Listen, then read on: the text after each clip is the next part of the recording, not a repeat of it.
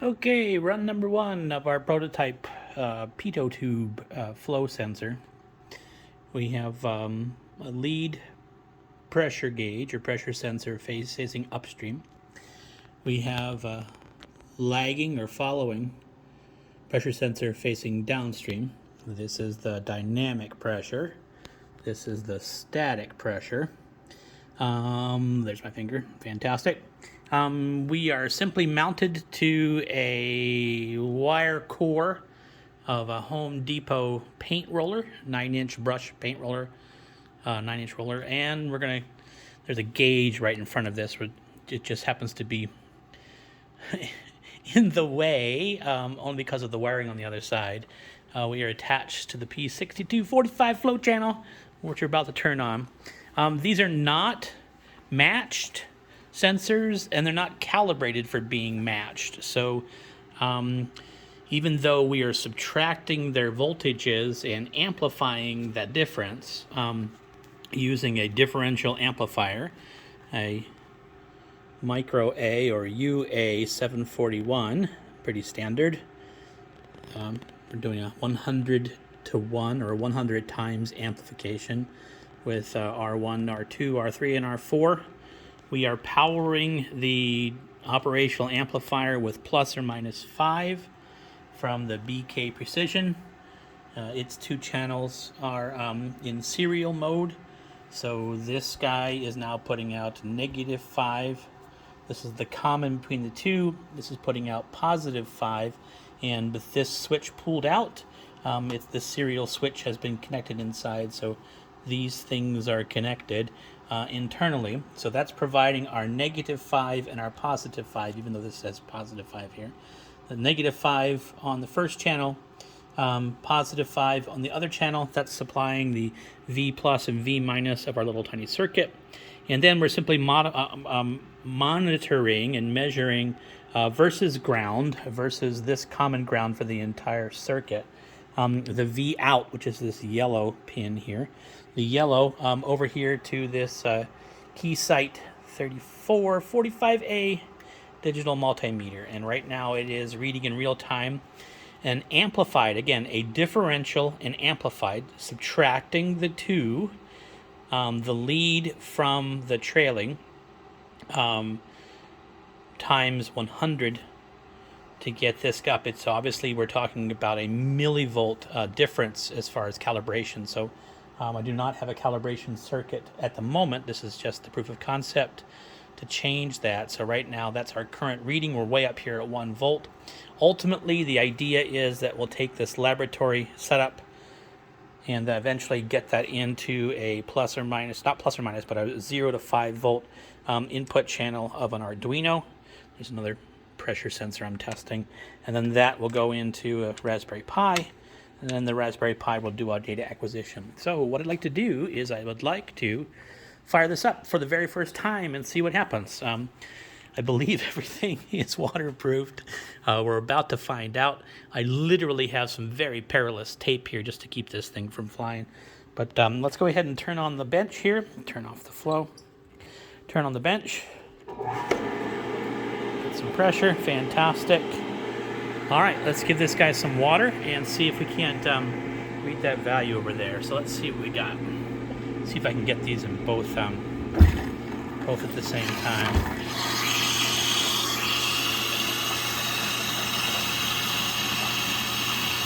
So here comes our water.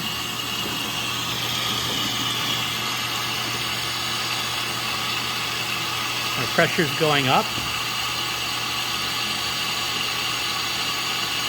The thought is that our pressure will go up as we measure the velocity here. Let's see what we get here. Now it's going back down. So this is cool. Make sure we don't have any continuity leaks. It may be that the pressure is there because there was bubbles inside the sensor. I'm not sure. I'm going to go ahead and increase the depth of the water here. I'm going to add some more flow. There we go. The goal is that the water is moving faster, that difference should be getting larger. And let this thing slow down. Again, proof of concept, we'll see how noisy it is.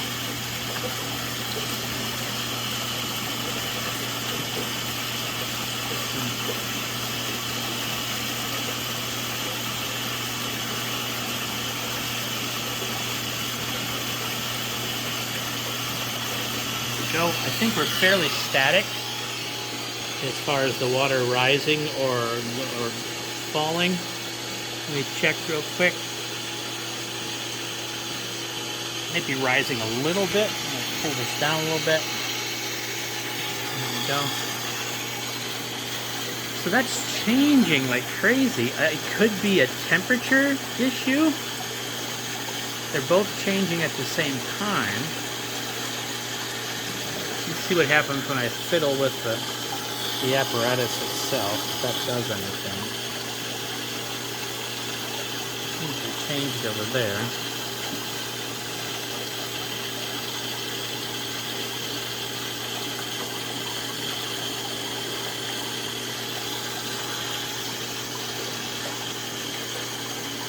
The difference is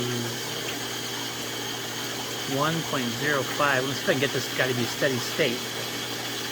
And then the things we can play with is, let's see, the water is going down a little bit over here. Let me turn this back up. This isn't meant to be controlled that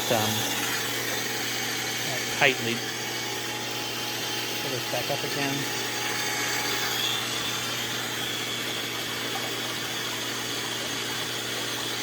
Here's a picture of our, there it is. There's our dynamic sensor, our lead sensor. Take the focus, there it is. Wonderful. And there's our trailing sensor. Look at that. This is how much, this is our flow at the moment. I can adjust that flow and make it faster or slower. If I read this properly, we are currently flowing at around, anywhere, it's a little noisy, 35 to 40 liters per minute. What I can do is I can, of course, I can loosen this guy. And we're about 1.06 over there. You can close this weir a bit down here. Close this.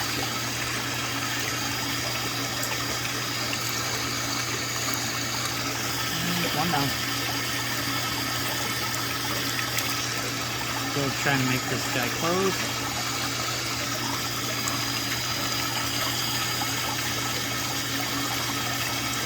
There we go. So I've closed down that rate. That should make this increase a little bit. So I've closed the flow.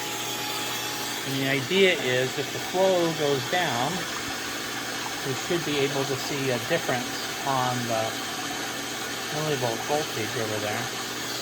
I see some little stuff on the bottom here. That's how slow our flow rate is. See some bubbles going past. At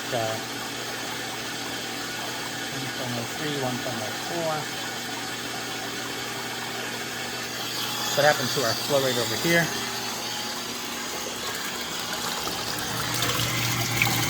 We're down about 30.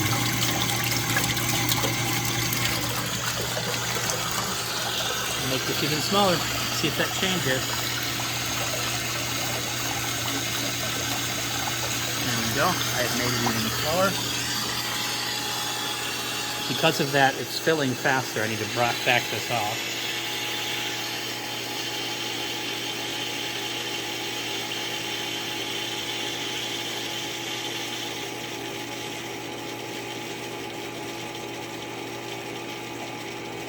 Go. 410.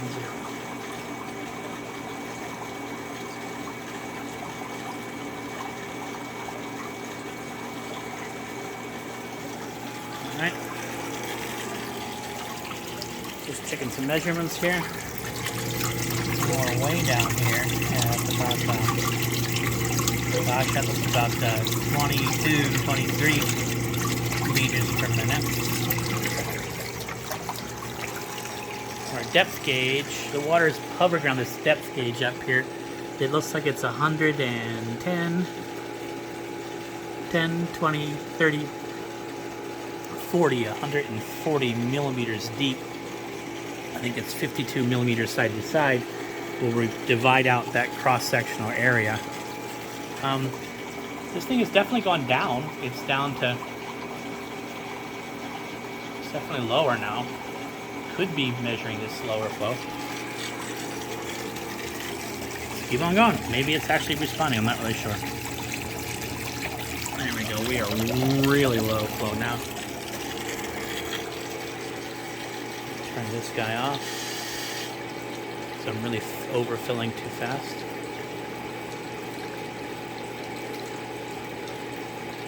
That is all the way off. Refill this.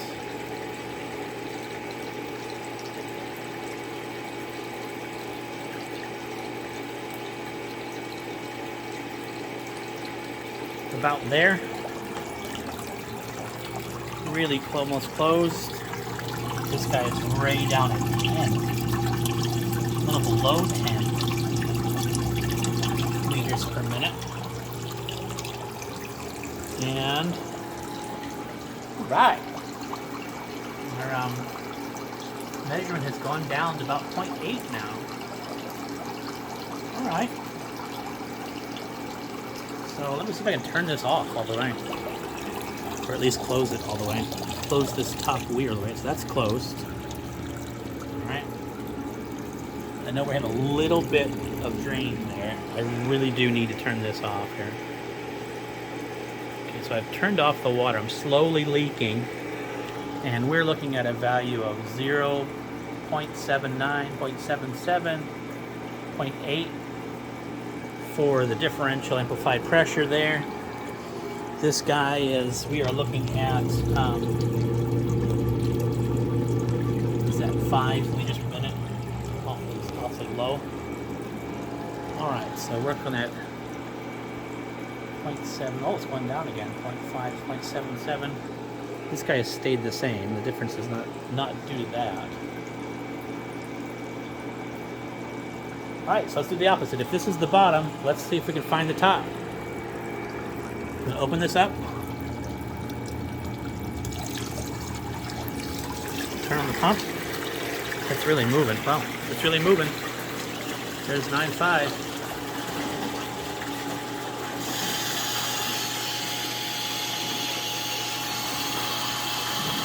This thing is flying. In fact, I have this thing full open. It is just submerged. I'm not filling, and we're back up at 1.10. So this is as fast as this pump goes. You see I'm not touching that at all. So this is the top. The back's out of it. Darn it. The back is doing atmospheric. It's not measuring static pressure. What are you doing so high again? I bet because it has evaporated back out again. So let me, first of all, let me turn this down. I'm going to flood the lab. This guy's back down. Take this guy. There we go. Start adding some water again. Again, we're both high and dry now. These things are draining out. Don't know what that means as far as being sensical or non-sensical. Let me resubmerge. Oops, sorry. Let me resubmerge these sensors. Turn on the water again. Here it comes.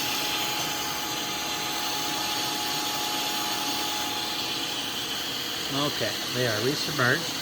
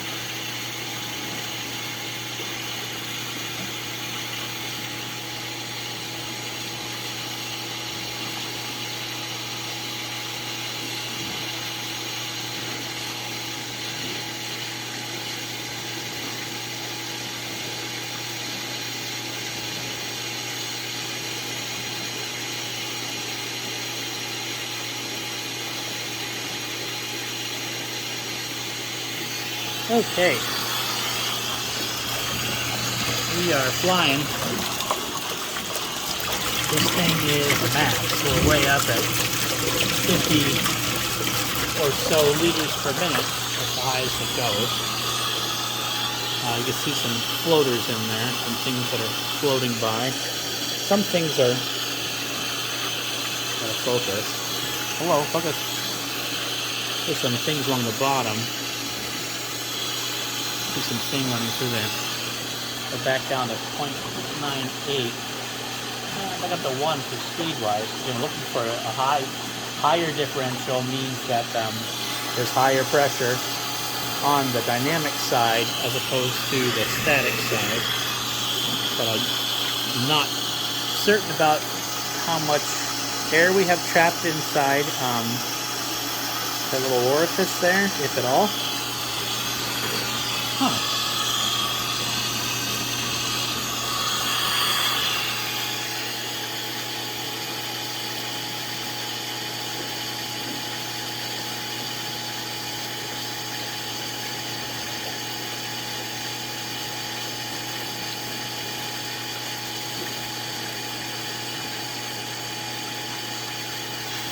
There's something flying by.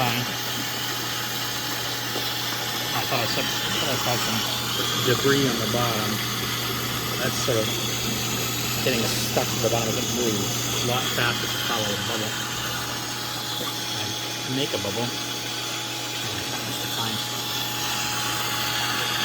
And now we're back down to 0.95. Alright, so I wonder if it's just... I'm going to let this sit for a little bit and see if it's a temperature issue, or maybe, I don't know how watertight these sensors are. They have water-resistant plugs. I don't know if we're taking on water and losing that way, but I'll let these guys sit for a little bit and see what we get.